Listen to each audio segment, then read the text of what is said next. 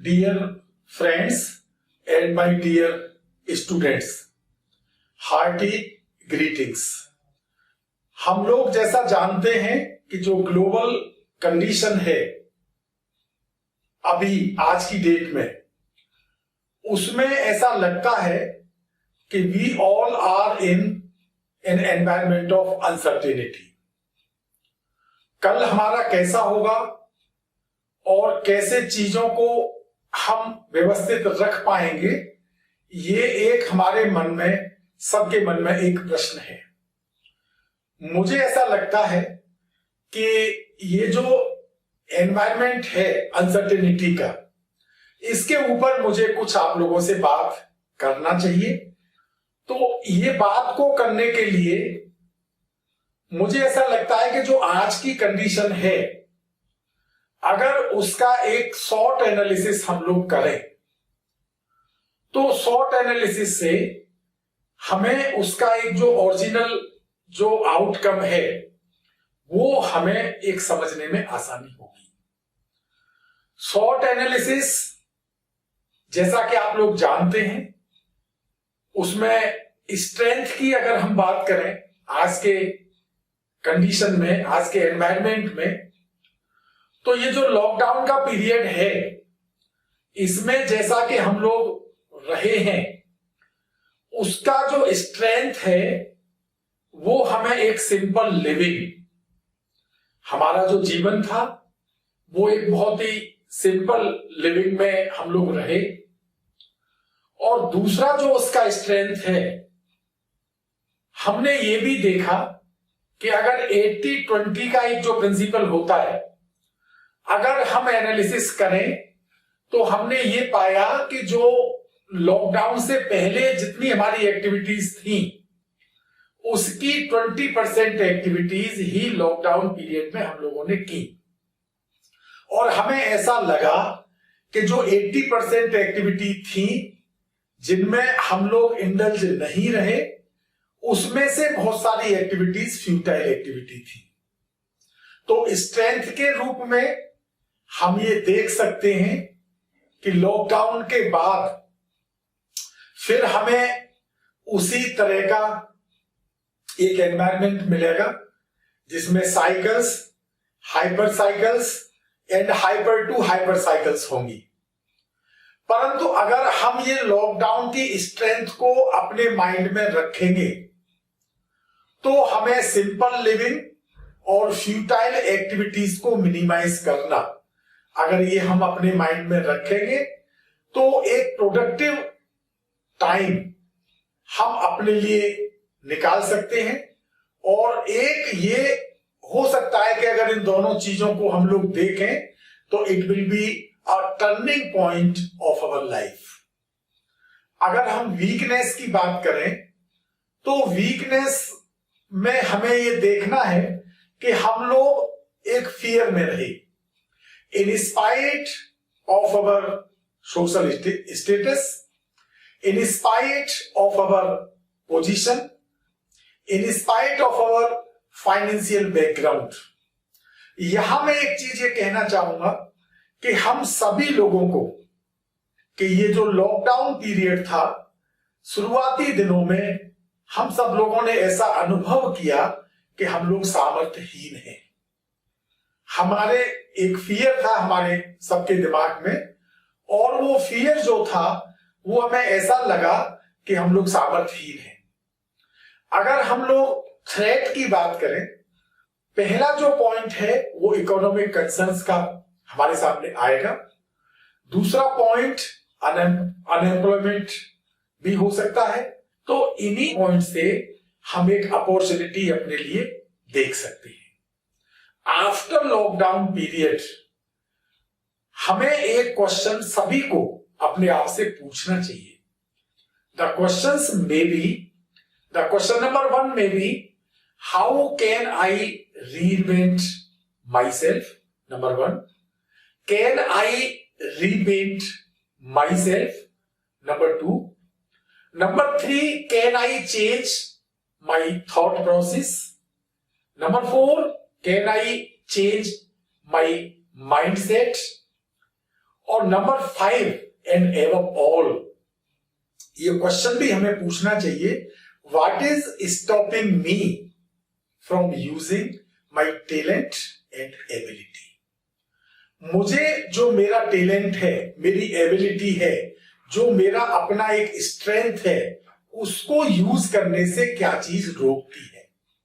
अगर उसको हम आइडेंटिफाई कर लें तो ये जो 5 क्वेश्चन मैंने आप लोगों को बताए, अगर इन 5 क्वेश्चंस को आप अपने आप से पूछेंगे तो ये जो शॉर्ट एनालिसिस अभी हमने किया, तो ये शॉर्ट एनालिसिस में ही इसका आंसर छिपा हुआ है।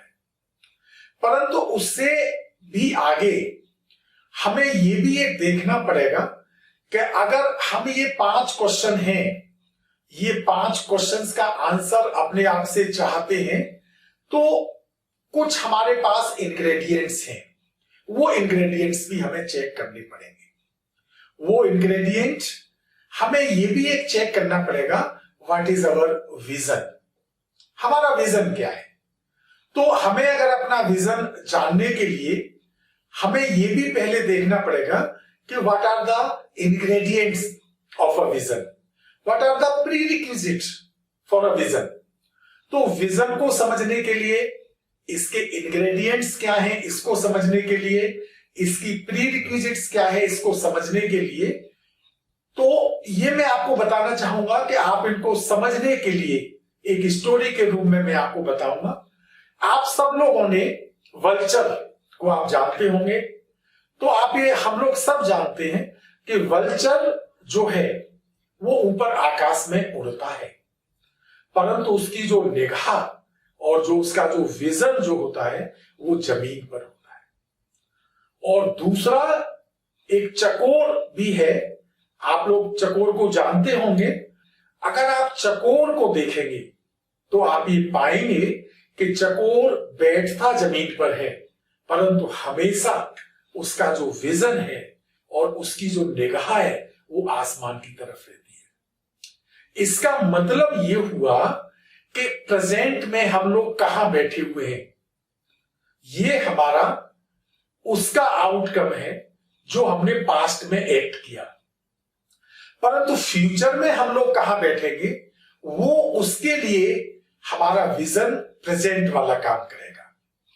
अगर हम प्रेजेंट में हमारा स्टेटस बहुत अच्छा है और हम इस स्टेटस को कंटिन्यू करना चाहते हैं और हम इस स्टेटस को और बढ़ाना चाहते हैं, तो we have to keep a close watch on our vision. हमें यह देखना पड़ेगा कि जहां पर हम हैं, हम वहां से नीचे की तरफ तो नहीं देख रहे। हमारा विजन जिस पोजीशन पर हम हैं उतना ब्रॉड है कि नहीं है। अगर ब्रॉड है तो हमारा जो फ्यूचर होगा वो हमारा ब्राइट होगा, कंफर्टेबल फ्यूचर होगा, पीसफुल फ्यूचर होगा। और अगर हमारा विजन ऐसा नहीं है तो हो सकता है कि फ्यूचर में जो हमारा आज का स्टेटस है उस स्टेटस को हम लोग सस्टेन न कर पाए। विजन चेक करने के लिए एक तरीका ये भी है कि एक दिन में आप अपने आप से स्वयं बात करिए और आप ये भी देखिए कि आपका जो अप्रोच है वो अप्रोच आपका should be on auto suggestions, not on hetero suggestions. आपका जो अप्रोच है वो जब अपने आप से आप बात करेंगे तो आपको ऑटो सजेशन मिलेंगे। Ask a question to yourself and do the SWOT analysis of your personality every week, every day, after 6 months, after 1 year, जैसा भी आपको फ्रीक्वेंसी सेट करना है वो आप सेट करिए और आप अपना SWOT एनालिसिस करिए। Talk to yourself at least once in a day, keep a close watch on your vision. If you will do this exercise, your mindset will change, your thought process will change and your overall vision will also change as per your expectations. उसके आगे जो vision है उसका prerequisite क्या होता है और उसको कैसे क्लोजली हम लोग वॉच कर सकते हैं, उसके लिए मैं फिर आपको एक 2 मिनट का एक स्टोरी बता के, मुझे ऐसा लगता है कि in the form of story जब मैं आपसे कोई बात करता हूं तो वो आपको एक समझ में आता है और ये रियल लाइफ स्टोरी है जिनसे कि आपको बहुत समझने में बहुत आसानी रहती है। आप लोगों को मैं ये एक बताना चाहता हूं कि 2 आर्मी मैन इंडियन आर्मी में थे। वो उनका जो जहां पर ऑफिस था और जो रेजिडेंस था उसका डिस्टेंस 2.5 किलोमीटर के आसपास था।